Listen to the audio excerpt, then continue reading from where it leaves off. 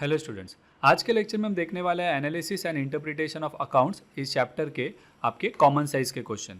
Students, इसके पहले के लेक्चर्स में हमने ऑलरेडी जो है वो इस चैप्टर का कंसेप्ट यानी कि आपका वर्टिकल बैलेंस शीट और वर्टिकल रेवेन्यू स्टेटमेंट को आपको डिटेल में एक्सप्लेन किया है। इसके बाद हमने ट्रेंड एनालिसिस के क्वेश्चन देखे और उसके बाद हमने कंपैरेटिव के भी क्वेश्चन देखे।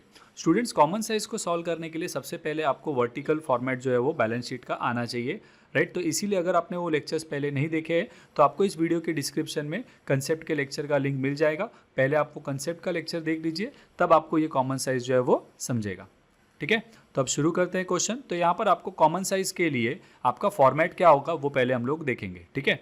और यहाँ पे आप देखेंगे तो आपको बैलेंस शीट दिया हुआ है, तो हम लोगों को बैलेंस शीट को है पहले वर्टिकल फॉर्मेट में अरेंज करना होगा। तो आइए पहले फॉर्मेट से शुरू करते हैं हम, फिर हम लोग एक एक एलिमेंट्स भी डिस्कस करेंगे। तो पहला हम लोग कंपनी का नाम लिख देते हैं and we are going to make common size statement, right. तो यहाँ पे मैं कहूँगा common size balance sheet as on 31 March 2018। यहाँ पर आपको कॉमन साइज में मोस्टली हर जगह पर एक ही ईयर का इन्फॉर्मेशन दिया होगा। तो यहाँ पर हम लोग कॉलम कुछ इस तरह से बनाएंगे, पहले पर्टिकुलर्स, फिर अमाउंट के दो कॉलम बना रहे हैं हम, एक इनर कॉलम एक आउटर कॉलम, ठीक है। तो कोई सब हेडिंग्स होगा तो उसका अमाउंट इनर कॉलम में लिखेंगे, टोटल फाइनल बाहर लेंगे वैसे। और ये जो भी अमाउंट्स हम निकाल रहे हैं, कॉमन साइज का खासियत यही है कि आपको इन दोनों अमाउंट्स का जो है वो क्या करना है, परसेंटेजेस फाइंड करना है। इसी को हम लोग कॉमन साइज कहेंगे, ठीक है। अब ये परसेंटेज कैसे फाइंड करना है वो मैं आपको बाद में बताऊंगा। सबसे पहले जो हम क्या करेंगे, ये बैलेंस शीट के एलिमेंट्स को हम लोग वर्टिकल फॉर्मेट में अरेंज करेंगे, ठीक है। तो यहाँ पे मैं फॉर्मेट यहाँ पर भी ले लेता हूँ और सबसे पहले हम लोग क्या करते हैं, वर्टिकल फॉर्म में इसे अरेंज कर लेते हैं। तो पहले डिस्कस कर लेते हैं कि कौन सी चीज़ें कहाँ जाएंगी, राइट। हमने अर्लियर क्वेश्चन में किया ही है वैसे ही। तो इक्विटी शेयर कैपिटल जो है वो आपका शेयर कैपिटल में आ जाएगा, राइट। डिबेंचर जो है वो आपका loan fund, preference share capital जो होता है वो आपका किधर आएगा, again share capital. Long term loan जो है वो आपका किधर आ जाएगा, लोन फंड में। General reserve, reserve and surplus में आता है। Profit and loss, reserve and surplus में आएगा। क्रेडिटर्स और बिल पेएबल, ये आपके करंट लायबिलिटीज़ है, तो हम लोग इसे एप्लीकेशन ऑफ फंड में करंट एसेट्स में से माइनस करते हैं। एसेट्स की बात करें तो बैंक, स्टॉक, डेटर्स, ये मेरे करंट एसेट्स है, ठीक है। तो इनको जो है मुझे वर्किंग कैपिटल के हेडिंग में लेना है एप्लीकेशन ऑफ फंड के अंदर। इसके बाद आपको मशीनरी दिया है, ये आपका फिक्स एसेट है। फर्नीचर फिक्स एसेट है, लैंड फिक्स एसेट है, बिल्डिंग फिक्स एसेट है, गुडविल भी फिक्स एसेट है, लेकिन वो इनटेंजिबल एसेट के अंदर आएगा। तो फिक्स एसेट के अंदर आपके दो हेडिंग आते हैं, टेंजिबल, इनटेंजिबल। तो आप मशीनरी से लेकर बिल्डिंग टेंजिबल में आएगा और गुडविल जो है वो आपको इनटेंजिबल में लिखना है, ठीक है। सो अब वर्टिकल फॉर्मेट की बात करें तो हम लोग हमारे फॉर्मेट के सीक्वेंस में ही जाएंगे, राइट। तो यहाँ पे मुझे फॉर्मेट के सीक्वेंस में लिखते जाना है और जो भी एलिमेंट्स आएंगे फॉर्मेट में वो मुझे यहाँ पर लेने हैं। तो सबसे पहले हम लोग फर्स्ट साइड को क्या कहते हैं, सोर्सेस ऑफ फंड। इसके अंदर हमारा पहला हेडिंग क्या होता है, शेयर होल्डर्स फंड, या जिसे हम लोग ओन फंड कहते हैं। इसके अंदर आपके तीन हेडिंग्स आते हैं, राइट। पहला शेयर कैपिटल, दूसरा रिजर्व एंड सरप्लस, फिर हम उसमें से फिक्टिशियस एसेट माइनस करते हैं। अब इस क्वेश्चन में तो आपको कोई फिक्टिशियस एसेट दिया नहीं है, आपके पास रिजर्व है और शेयर कैपिटल है। तो पहले मैं डायरेक्टली शेयर कैपिटल लिखता हूँ, मैं अंदर सब हेडिंग लिख रहा नहीं हूँ। तो शेयर कैपिटल के अंदर आपके क्या क्या आने वाले वो मैं लिखता हूँ डायरेक्टली। आप चाहे तो आप शेयर कैपिटल का हेडिंग भी अलग से लिख सकते हैं। तो इक्विटी शेयर कैपिटल हमें दिया हुआ है 2,50,000, फिर प्रेफरेंस शेयर आपको दिया हुआ है 1 लाख। अब इन दोनों का टोटल है बराबर। उसके बाद आपको रिजर्व्स भी दिया हुआ है, तो वो भी हम ले लेते हैं। वो आपको कितना दिया हुआ है, रिजर्व 2,50,000, ठीक है। और कोई फिक्टिशियस एसेट नहीं है, तो अगर हम इन प्रॉफिट एंड लॉस भी है, राइट। रिजर्व्स में आपको प्रॉफिट एंड लॉस भी दिया हुआ है 80,000। इसके अलावा आपको कोई और फिक्टिशियस एसेट्स हमें दिया नहीं है। तो अगर आप इन चारों को ऐड करते हैं तो आपको शेयर होल्डर फंड, या जिसे हम कहते हैं ओन फंड, का टोटल मिल जाएगा। तो वो टोटल हम यहाँ पे आउटर कॉलम में ले लेंगे। सो 2,50,000 प्लस 1 लाख प्लस 2,50,000 प्लस 80,000 आपको मिलेगा 6,80,000। इसके बाद आपका नेक्स्ट हेडिंग आ जाता है सोर्सेस ऑफ फंड के अंदर, शेयर होल्डर फंड के बाद लोन फंड। अब लोन फंड में यहाँ पे कौन से लायबिलिटीज़ हैं आपके दिए हुए, वो था आपका एक डिबेंचर और एक लॉन्ग टर्म लोन। तो पहले मैं यहाँ पे लॉन्ग टर्म लोन लिख देता हूँ, कितना दिया हुआ है हमें, 50,000। आप चाहेंगे तो पहले डिबेंचर लिखिए फिर लॉन्ग टर्म लिखेंगे तो भी कोई प्रॉब्लम नहीं। फिर मैं डिबेंचर लिखता हूँ, हमें अमाउंट दिया हुआ है 2 लाख। इन दोनों को मिलाएंगे तो हमारा टोटल लोन फंड हो जाएगा 2,50,000, ठीक है। अब उसके लिए मैं अलग से हेडिंग नहीं लिख रहा हूँ, अगेन आप चाहे तो टोटल लोन फंड करके लिख सकते हो। अब ये शेयर होल्डर फंड और लोन फंड को अगर मैं ऐड कर दूंगा तो मुझे क्या मिल जाएगा, मेरा सोर्सेस ऑफ फंड का टोटल, जिसे हम लोग क्या कहते हैं, टोटल फंड अवेलेबल। तो 6,80,000 प्लस 2,50,000 करेंगे तो आपको आंसर मिलेगा 9,30,000। इसके बाद आपको एसेट पे साइड लेना है, जिसे हम लोग क्या कहते हैं, एप्लीकेशन ऑफ फंड्स। इसके अंदर 3 मेन हेडिंग आते हैं, फिक्स एसेट, इन्वेस्टमेंट और वर्किंग कैपिटल। तो पहले हमें फिक्स एसेट लेना है। इसके अंदर हमें सब में फिक्स एसेट के अलग अलग नाम दिए हुए हैं।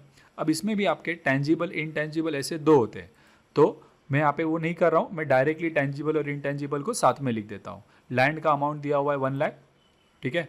उसके बाद बिल्डिंग 3,50,000, उसके बाद मशीनरी ले रहा हूँ 1,40,000, फर्नीचर लेंगे हम 1 लाख, ठीक है। सॉरी, वो फर्नीचर भी आपका 1,40,000। अब आपको गुडविल भी लेना है, वो भी आपका एक इंटेंजिबल एसेट है, तो वो भी फिक्स एसेट के अंदर आता है, ठीक है। अब यहाँ पर इन सबको ऐड करेंगे तो आपको फिक्स एसेट का क्या है, टोटल मिल जाएगा। तो आपका टोटल फिक्स एसेट हो जाएगा 7,79,000। ओके, तो ये जो मेरे मेन हेडिंग्स है उनके अमाउंट में देखिए सेकंड कॉलम में ले रहा हूँ और फिर फाइनल टोटल निकाल रहा हूँ। इसके बाद आपका सेकंड हेडिंग होता है investment, but application of fund के अंदर इन्वेस्टमेंट होता है सेकंड हेडिंग, बट आपको सब में इन्वेस्टमेंट दिया नहीं है, तो इसके लिए हम उसके बाद वाले हेडिंग पर जाएंगे जिसका नाम है वर्किंग कैपिटल। अब वर्किंग कैपिटल ये हेडिंग है, इसके अंदर क्या आता है, current assets minus current liability लेते हैं। तो पहले मैं हेडिंग लिखता हूँ उसमें करंट एसेट। करंट एसेट्स कौन से दिए हुए हमें, बैंक, स्टॉक और डेटर्स। तो सम पहले मैं लिख देता हूँ, बैंक का अमाउंट आपको 1,16,000, फिर स्टॉक ले लेंगे हम 75,000, और सॉरी डेटर लिख रहे हैं हम पहले, फिर हम स्टॉक लिखेंगे, ठीक है। तो स्टॉक को हम इन्वेंटरीज भी बोल सकते हैं, आप स्टॉक ही लिखेंगे तो भी कोई प्रॉब्लम नहीं, ठीक है। इन तीनों का सीक्वेंस का इंपॉर्टेंस नहीं है, आप उसको कैसे भी लिख सकते हो, ठीक है। अब ये तीनों का टोटल करेंगे तो आपको टोटल करंट एसेट मिल जाएगा आपका। सो 1,16,000 प्लस 1,50,000 प्लस 75,000 आपको मिलेगा 3,41,000। ओके, इसके बाद आपको इसमें से करंट लायबिलिटीज़ क्या करने हैं, लेस करने हैं।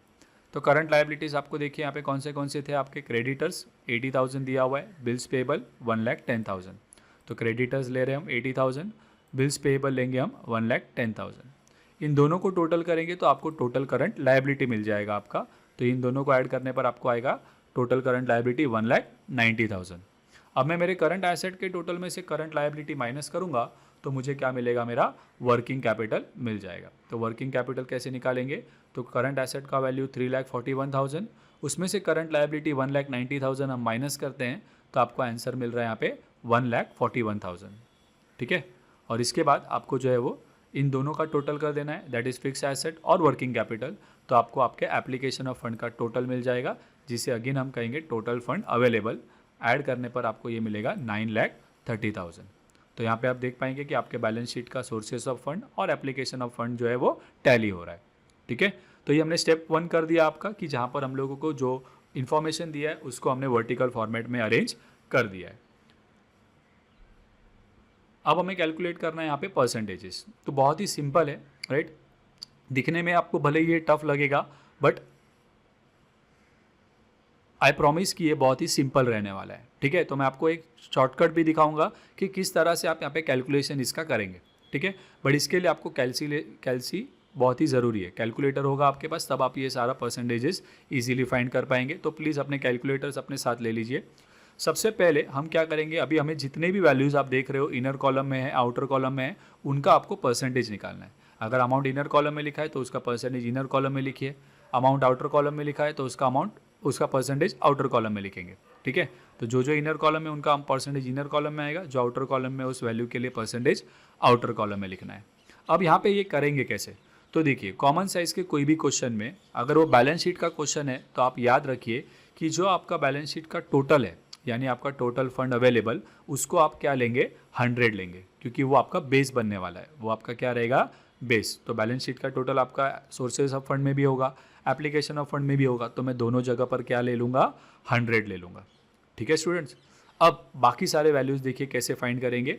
तो विद इन सेकेंड्स हम लोग जो है देखिए सारे वैल्यूज़ क्या करते हैं, शॉर्टकट से निकालते हैं। अब देखिए बेसिक कंसेप्ट क्या कहता है यहाँ पे, कि अब आपको करना क्या है कि आपका ये 9,30,000 जो है वो आपका क्या है, बेस वैल्यू है पूरे सम के लिए, ठीक है ना।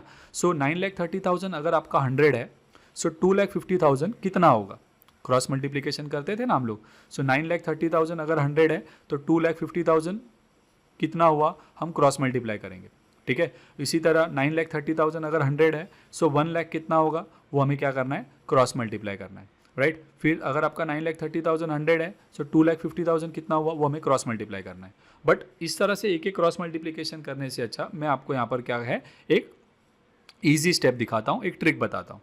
तो अगर आप कैलसी ले लेंगे तो मैं आपको एक फॉर्मूला बताता हूँ जिससे हम लोग सारे परसेंटेजेस एक ही स्टेप में फाइंड कर पाएंगे, ठीक है। सो कैलसी ले लीजिए। तो आपको कैलकुलेटर पर कैसे सॉल्व करना है मैं आपको बता रहा हूँ। तो जो मैं फिगर्स बोल रहा हूँ आप वो फिगर्स कैलसी पर लेंगे और कोई भी एक्स्ट्रा साइन बटन दबाएंगे नहीं, ठीक है। तो सबसे पहले आपका जो बेस है 100 है, राइट। वैल्यू है आपका 9,30,000 और हमने उसको परसेंटेज क्या लेते हैं 100। तो कैलसी में आपको क्या करना है 100 डिवाइडेड बाय जो आपका बेस का वैल्यू है वो। तो आपका बेस का परसेंटेज 100 है, बेस का वैल्यू 9,30,000। तो कैलसी पे आप इस तरह से लीजिए 100 डिवाइडेड बाय 9,30,000। फिर आप इंटू प्रेस करेंगे एक बार, ठीक है। अब इंटू प्रेस करने के बाद आपको फर्स्ट किसका वैल्यू फाइंड करना है 2,50,000 का, राइट। तो इंटू प्रेस किया आपने एक बार, इसके बाद आप क्या करेंगे 2,50,000 प्रेस कीजिए और फिर इक्वल टू प्रेस करेंगे। जैसे आप इक्वल टू प्रेस करेंगे तो आपको आंसर मिल जाएगा 26.88, ठीक है। अगर आपको कैलसी पर नहीं मिला है तो वापस से कीजिए 100 divided by 9,30,000 into value put करेंगे 2,50,000 सॉरी इक्वल टू प्रेस करेंगे, ठीक है। I repeat 100 divided by 9,30,000 into आपको जो वैल्यू फाइंड करना है 2,50,000 इक्वल टू प्रेस करेंगे तो आपको आंसर मिलेगा। अब आपको कुछ भी इरेज नहीं करना है स्टूडेंट्स, आप ऐसे के ऐसे ही रखिए पूरा वैल्यू, आप इरेज नहीं करेंगे। 26.88 आपको आंसर मिला, उसके बाद आपको कोई भी बटन दबाना नहीं है, ठीक है। अब आपको खाली क्या करना है, जो भी ये वैल्यूज बाकी के आपको फाइंड करने हैं आप खाली वैल्यू लीजिए इक्वल टू प्रेस कीजिए, वैल्यू लीजिए इक्वल टू प्रेस कीजिए, आपको आंसर्स मिलते जाएंगे। तो आपको अभी इसके बाद क्या करना है, ओनली कुछ भी इरेज नहीं करना है, ना ही इंटू दबाना है ना ही कुछ दबाना है, only 1 lakh equal to press कीजिए तो आपको आंसर मिलेगा 10.75। फिर 2,50,000 इक्वल टू प्रेस कीजिए, राइट। अभी आपको 2,50,000 यहाँ पे ऑलरेडी निकाला था आपने, तो आपको सेम ही वैल्यू मिलेगा कैलसी पर भी, ठीक है। फिर आप 80,000 इक्वल टू प्रेस कीजिए, राइट। तो आपको आंसर मिलेगा यहाँ पे 8.6, वो मैं यहाँ पे लिख देता हूँ। फिर यहाँ पे देखिए ये वैल्यू मैंने बाहर लिखा हुआ है तो मैं इसका आंसर भी बाहर लिखूंगा। इसी के आगे 6,80,000 इक्वल टू प्रेस करेंगे तो आपको इसका आंसर मिलेगा 73.12, ठीक है। फिर 50,000 इक्वल टू प्रेस करेंगे तो इसी तरह से आपको करते जाना है अभी। तो 50,000 इक्वल टू प्रेस करेंगे तो आंसर मिलेगा आपको 5.38। फिर 2 लाख इक्वल टू प्रेस करेंगे, आंसर मिलेगा आपको 21.51। इसका तो हम ऑलरेडी निकाल चुके हैं। इसी तरह एसेट्स का भी लेना है, बट वापस आपको इरेज करने की जरूरत नहीं है, ये आप वैल्यू लेते जाइए, वैल्यू इक्वल टू करेंगे, पूरे बैलेंस शीट का आपको आंसर एक ही स्टेप में मिल जाएगा, ठीक है। सो 1 लाख इक्वल टू प्रेस करेंगे तो यहाँ पे देखिए आपने और एक तरीका है, आपको अगर वापस से नहीं करना है तो आप देख पाएंगे कि 1 लाख ऑलरेडी आया था तो आंसर सेम ही आने वाला है उसका, ठीक है। उसके बाद 3,50,000 इक्वल टू प्रेस कीजिए तो आंसर आएगा आपको 37.63। 1,40,000 इक्वल टू प्रेस करेंगे, आंसर मिलेगा आपको 15.05। वापस से सेम वैल्यू है तो आंसर भी सेम ही रहेगा। फिर 49,000 इक्वल टू प्रेस करेंगे, आंसर मिलेगा आपको 5.27। फिर 7,79,000 इक्वल टू प्रेस कीजिए तो आपको आंसर मिलेगा 83.76। फिर 1,16,000 इक्वल टू प्रेस करेंगे, आंसर मिलेगा 12.47। 1,50,000 इक्वल टू प्रेस करेंगे, आंसर मिलेगा 16.13। 75,000 इक्वल टू प्रेस करेंगे, आंसर मिलेगा 8.06। 3,41,000 इक्वल टू प्रेस कीजिए तो आंसर मिलेगा 36.67। फिर 80,000 इक्वल टू प्रेस करेंगे, आंसर मिलेगा 8.6।